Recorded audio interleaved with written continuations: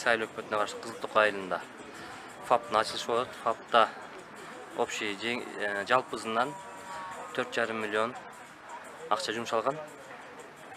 Буга Эвентус ЖЧК тарабынан каржыланган жана айыл өкмөт тарабынан экөө биргеликте каржыланып, бүгүнкү күндө 4,5 миллионго бүтүрүлдү.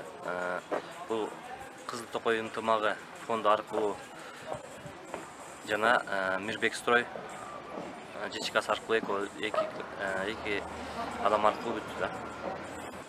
Ошондой эле бүгүн бизде кош ачылыш кылып, кичи футбол талаасындагы ачылыш болот. Ага дагы 4 миллион 350 миң акча каржыланып, эки строительный компания бүтүрдү.